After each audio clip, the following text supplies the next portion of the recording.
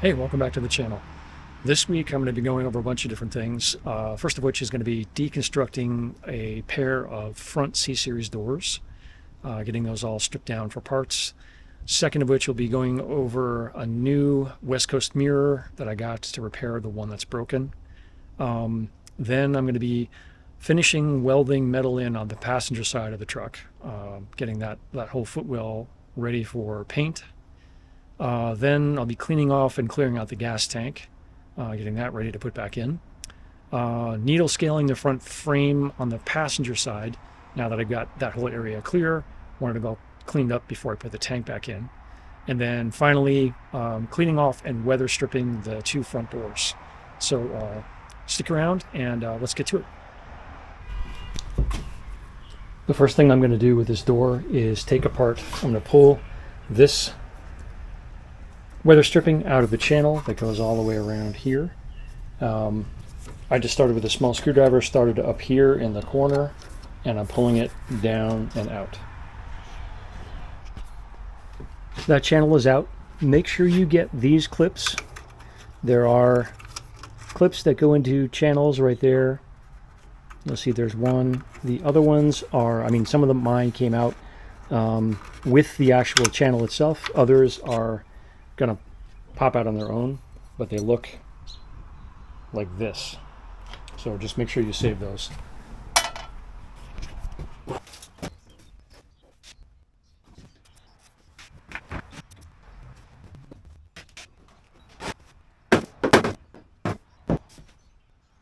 So what you got to do is take these two bolts out underneath. You may have the same problem I'm having, in which these two bolts are horribly rusted, so I just hit them with PB Blaster. I'm going to let them sit. I'll see if I can jump on to some other sections, but basically these have got to come out to loosen up this track, and then that track is the one that travels all the way up to the wing window there. I'm taking this one apart because I want all the pieces off of this, and I want those wing windows in the red truck.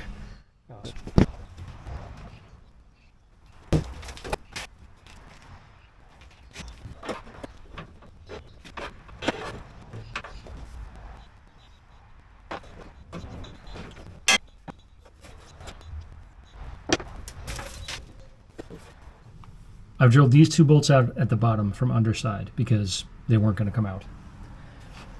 There is a bolt in here, a screw in here, looks like this. When you pull it, it's going to basically fall, and then you'll have to shake the door around to get it. I finally got it, so I'm going to put it with the other stuff. Let's see what we've got to do next. All right. The unclear thing in the directions I found were strange until I pulled out one of my spare wing windows. I was able to get these at Nats last year. What it basically tells you is you've got to pull the rubber out of the wing windows to get to, there's a screw there, up here, and right here. So basically, you've got to pull, you got to pull this rubber out in order to get to those screws, and that frees up this wing window. So I'm going to try that next, and we'll see how that works.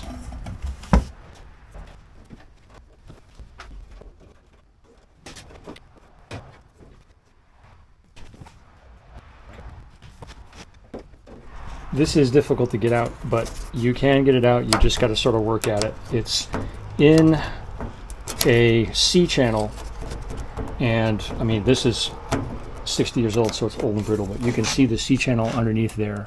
You really got to sort of work at it. So I'm going to keep working at this and see if I can get it all the way out.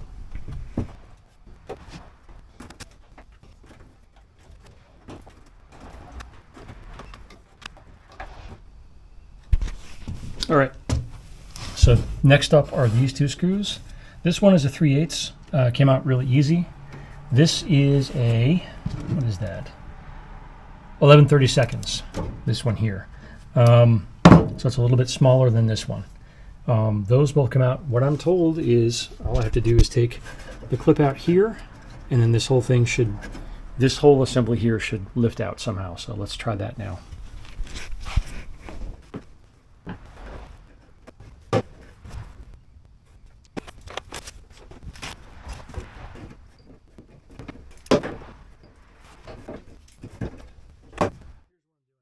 in order to get this regulator clip out, you've got to basically compress this to the window frame. So I'm just using a pair of vice grips and compressing that, and then I can get a screwdriver in the middle and pull it out. This one broke because they always break. You can see that. You can get them new. They're expensive, but you can get them. I've got a stash of them. At this point, it was getting pretty late, and I was having a hard time getting the wing window out. I didn't realize at this point that I needed to separate a top rail from a bottom rail inside the actual door. So I decided to put the rest of the door aside and just come at it at a different day. A couple of weeks later, I laid it out on a table in the driveway, and now that I had some more light and I could see and I had a better view on things, I found it was easier to pull things apart, and I was able to get all the parts disassembled.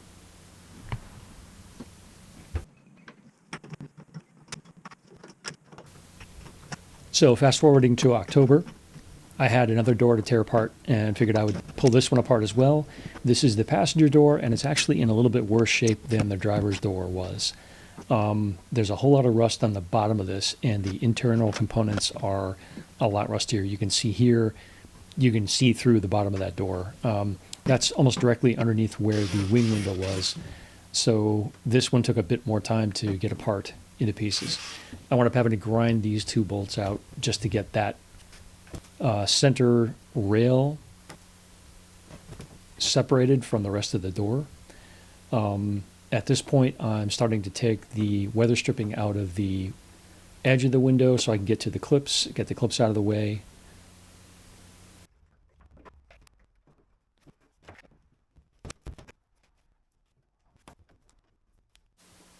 Here I'm just taking as many of the rest of the main bolts off of the door as possible, getting that little wing window bolt out, and now I'm trying to figure out if I'm going to take the scissor mechanism apart or not, which I am going to do. This goes back to the earlier part of the video where I'm taking that clip out. This one took a lot longer because the clip, I think, was probably rusted to the actual post, but this clip actually came out in one piece, which was kind of nice. So I cleaned that up and put it aside for later. Next, I'm going to be working on getting the window out. And there is a trick to getting the window out of these things. You actually have to turn the window to its side and then slide it out through the bottom of the window. It doesn't come out through the top. It goes out through the bottom. And I can't remember, there's a hook on one side, and I believe the hook comes out first. You'll know it when you see the window itself. Unfortunately, I didn't have the camera pointed down at the bottom of the door, so it didn't make sense to explain something you couldn't see here. Here I'm taking the weather stripping off of the window, the wing window. You can see this just takes forever. I actually shortened this a lot. Getting all of the screws out of there, and now I'm separating the two sections of metal to get this long piece out of the inside of the door. That long piece attaches to the rail that goes down and bolts to the bottom of the door. And I'm just pulling this whole thing out now.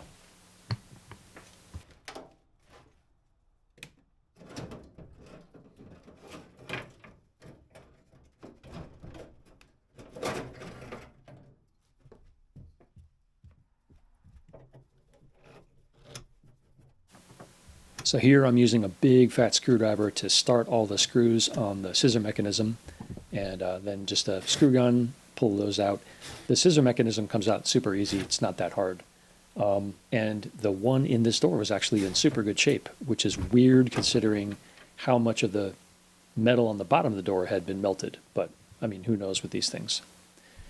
Next up, I'm going to start taking the door latch mechanism out. Same deal here, big fat screwdriver to start the screws. I think there were 3 on the door latch mechanism.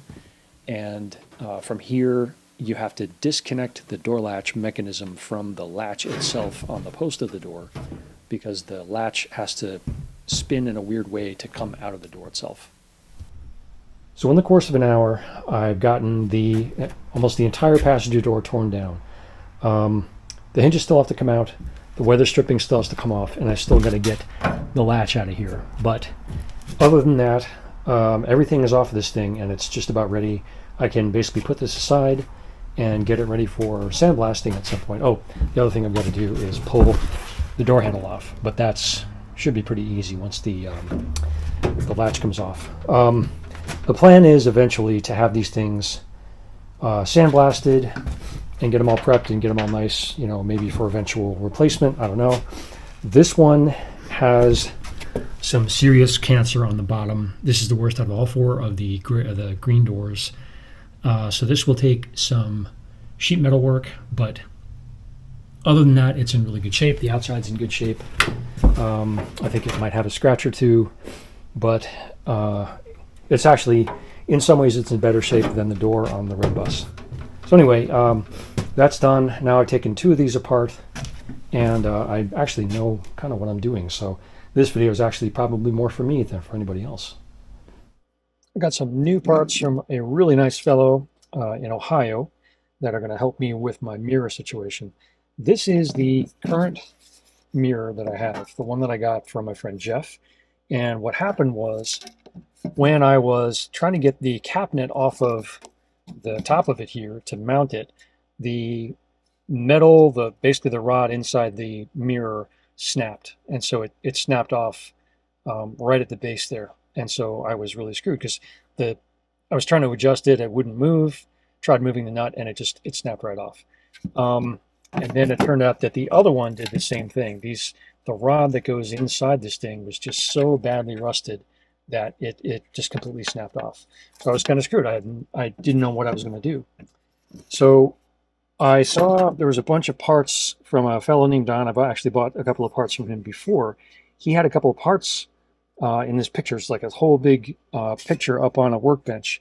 And one of the things I saw was the corner of a West Coast mirror. And I said, "Hey, Don, is that a mirror I spied?" He said, "Yeah, there's no mirror in it, but the housing is there." And I said, "That's great, because what I need is I need to know what's inside this thing so I can figure out how to disassemble this and see if I can make one good one out of this." And I think I can. What this looks like is it's basically one rod, starts there, goes all the way through to the other side. Looked like my rod in this one is just so bad that it basically snapped off. So I've got to see if I can figure out how this comes apart. This metal rod is welded to this piece here. This metal clip is welded to this rod on both sides, up above the camera and down below here.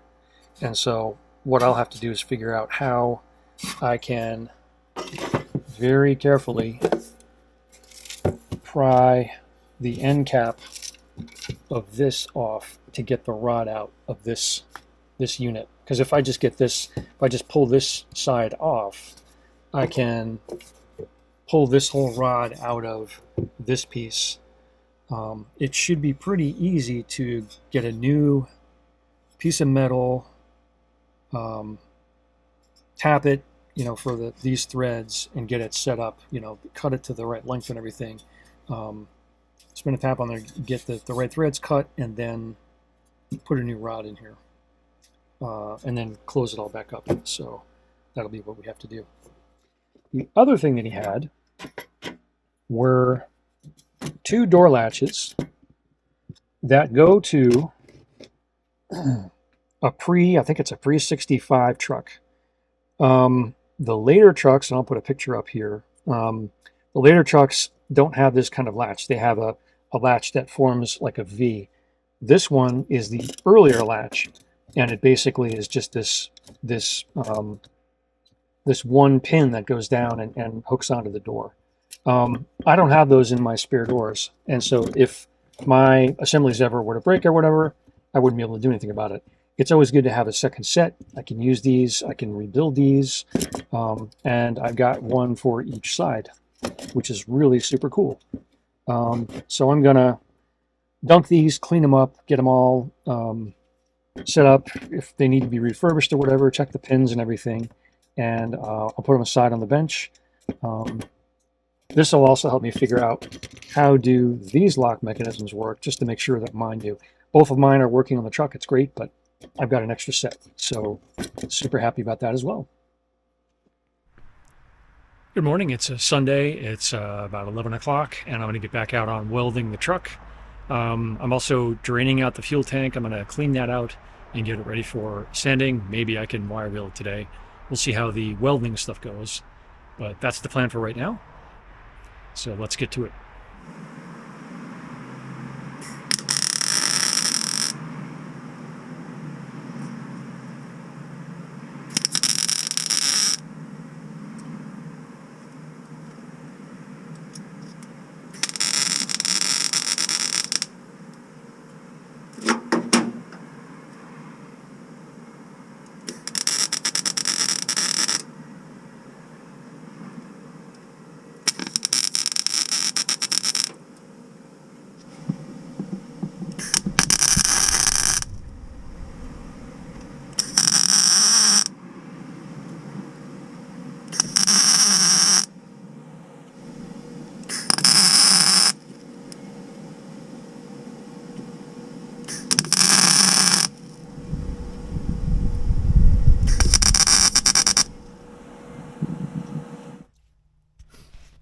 It's 2:30 and I've done a really poor job of filming any updates at all.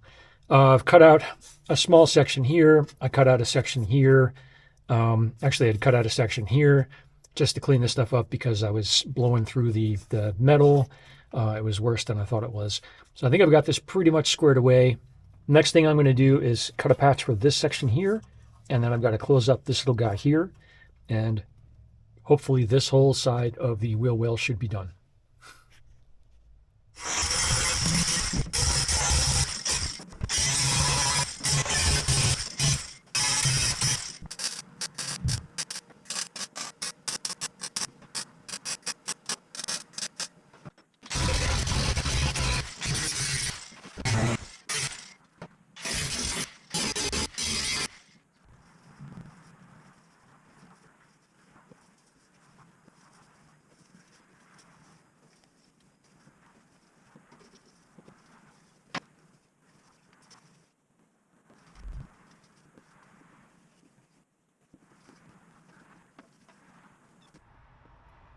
Here's where we stand on Sunday evening, and it's about 5:45. This is all etch primer. This is rust encapsulator.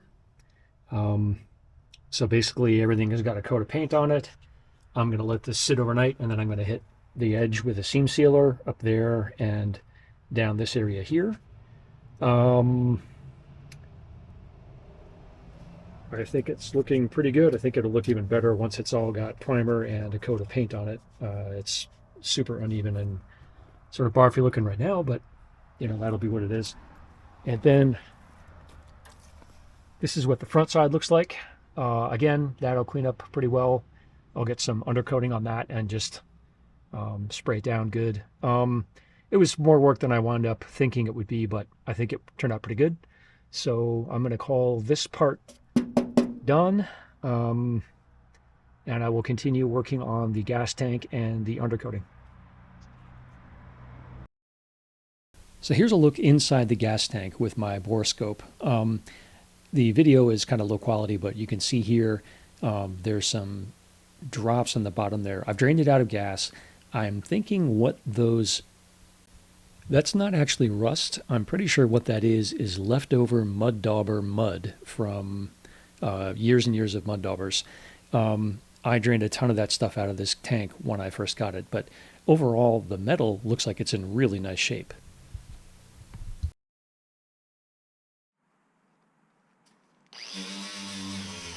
For a tank that had been sitting under the truck for 60 years, the outside of it was actually in better shape than I could have thought it would be. I ran a wire wheel over the top and the sides and got all of the surface rust off, and that's all it really was just surface rust. Cleaned it up down to the bare metal, and then looked the whole thing over. I didn't see there are no pinholes, there's nothing in this tank. I mean, it's all really good metal. So I got out the rust encapsulator and just basically blobbed it on wherever the seams were, wherever I saw some of that rust, just basically getting it ready to cover with probably chassis black and then some undercoating.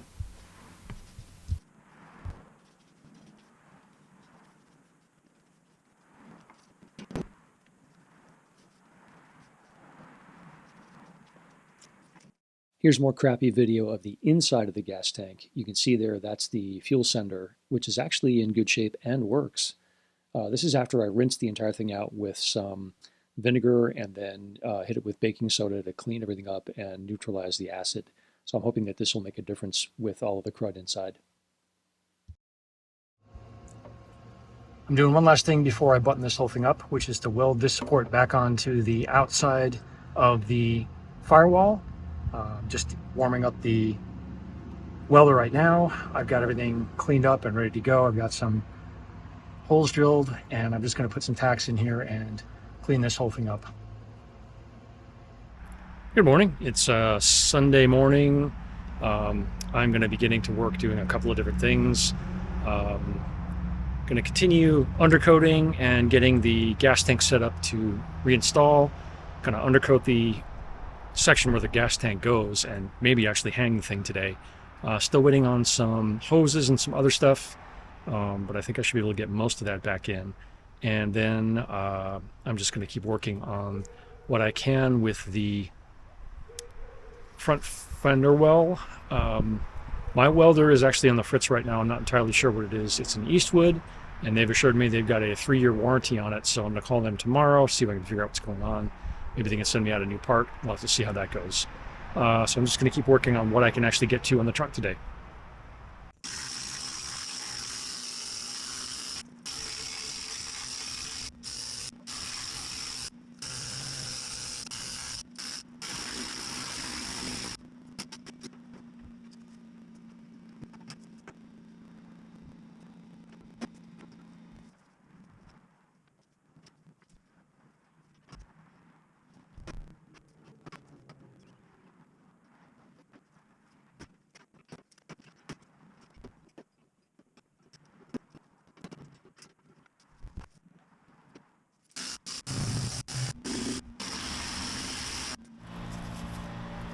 While I got this thing jacked up, I am yield scaling the frame behind the front passenger wheel here. I started over there and had to end like there.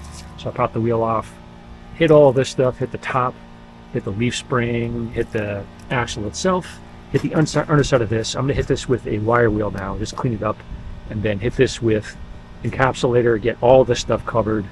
I'll cover this area up down here too. Waiting on my welder to work, parts for my welder to put this clip back in, and then all of this stuff can get covered, but I'm just going to keep working on this stuff for right now.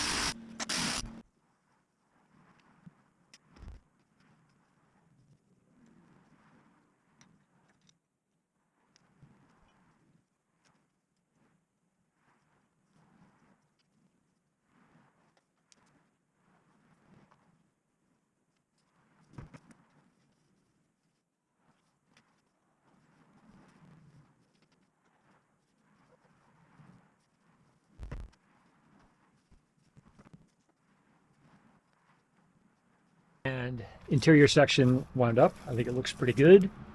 That should be pretty well protected from now on. I'm going to hold off on doing the leaf spring because I would like to replace that, so I'm just going to leave that for now. Got up underneath there, got the body supports and everything, got that front section there. I'm waiting on this again because I got to weld it. Now I'm going to get underneath and I'm going to hit this whole section here with undercoating before I put the tank back up in there. I want to get that all cleaned up and ready to go. It's all been hit with rust stop and encapsulator, but it needs a good dose of undercoating at this point to get all cleaned up and ready to go. Here's how the gas tank looks. This has been completely hit with the wire wheel, and I've cleaned it all up. It's been hit with rust stop, and now it's got a coat of undercoating on it, so I think it looks pretty good. This is going to be just about ready to go back on the truck.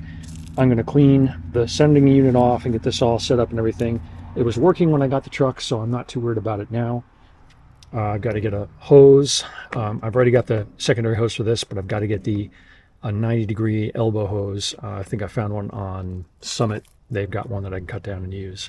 So I'll get that. I'll get this thing ready to remount, and maybe this week I can put this thing back in the truck.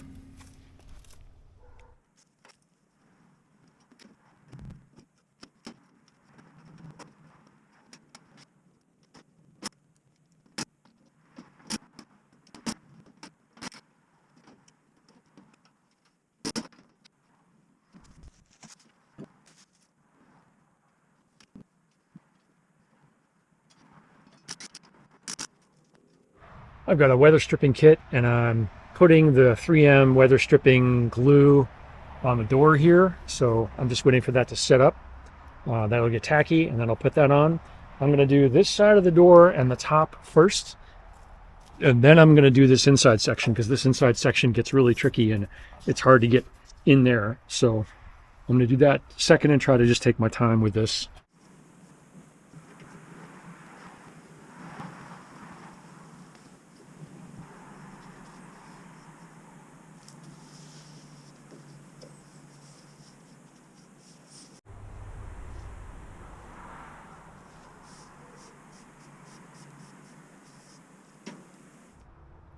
This is how it looks now that it's installed. I'm just going to trim this bottom part here.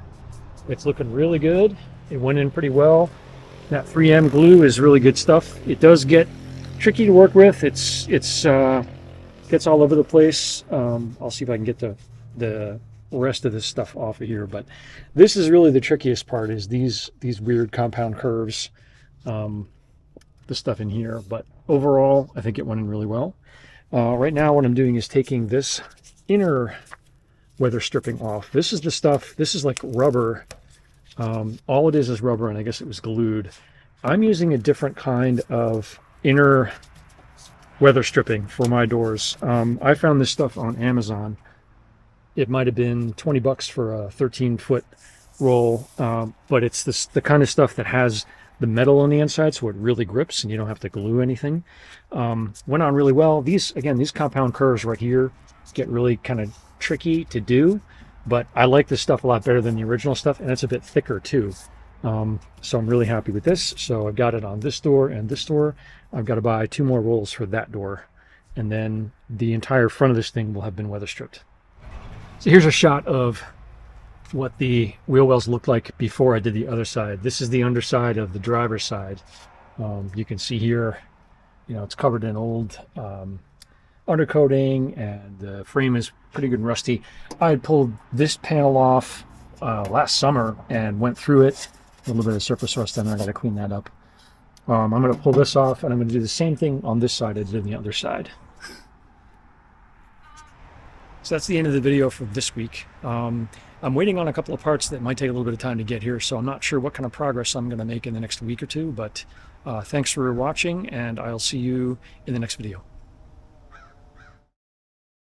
I wanted to make one quick plug for my threadless store. It's up at a link down below. If you like this shirt, I've got a bunch of others like this in a couple of different colors. And there's a bunch of other Scout merch there too. Every dollar you spend there goes right back into these trucks. So if you like what you see, please buy early, buy often. Thanks.